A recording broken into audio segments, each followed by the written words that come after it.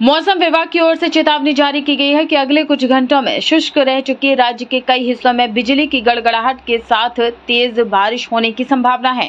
मौसम वैज्ञानिकों के अनुसार बंगाल की खाड़ी में बना निम्न दबाव का क्षेत्र अभी भी सक्रिय है, जिसके कारण दक्षिण बंगाल के कई जिलों जिनमें कोलकाता, हावड़ा, हुगली, उत्तर और दक्षिण 24 परगना, पूर्व और पश्चिम मेदिनीपुर, वर्धमान और बीरभूम शामिल है, वहां मध्यम से भारी बारिश होने की संभावना है। कुछ स्थानों पर बहुत भारी बारिश भी हो सकती है, जिससे जल जमाव, ट्रैफिक जाम और निचले इलाकों में जनजीवन प्रभावित होने की आशंका है। मौसम विभाग ने आम लोगों को सतर्क रहने और अनावश्यक रूप से घर से बाहर न निकलने की सलाह दी है। मछुआरों को भी समुद्र में न जाने की हिदायत दी गई है। একটা নিম্নচাপ তৈরি হয়েছে দক্ষিণবঙ্গের উপরে, যেটা প্রত্যাশিত গতি অভিমুখ পশ্চিম উত্তর পশ্চিমের দিকে, অর্থাৎ ছত্তিশগড়, ঝাড়খণ্ডের দিকে আগামী 2-3 দিনে ধীরে ধীরে অগ্রসর হয়ে যাবে।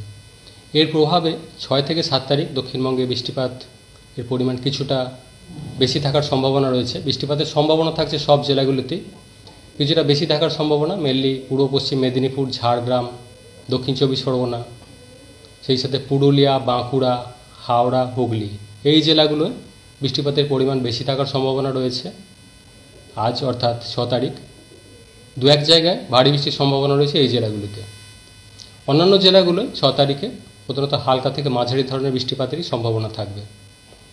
7 তারিখেও বৃষ্টিপাত কিছুটা বেশি থাকার সম্ভাবনা রয়েছে মেনলি পুরুলিয়া, ঝাড়গ্রাম, দক্ষিণ 24 পরগনা, এই জেলাগুলোয় স্থানীয়ভাবে 2-1 জায়গায় ভারী বৃষ্টির সম্ভাবনা এই জেলাগুলোতে।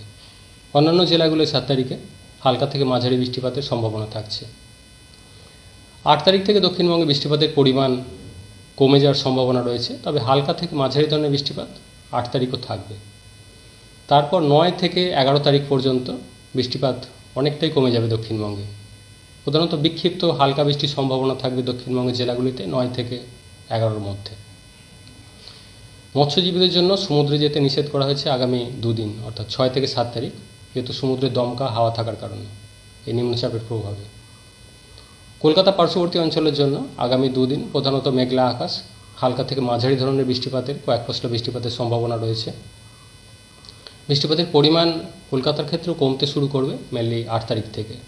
তারপর 9 তারিখ থেকে পরবর্তী কয়েকদিন বিক্ষিপ্ত ভাবে বৃষ্টিপাত হালকা ধরনের থাকার সম্ভাবনা থাকবে।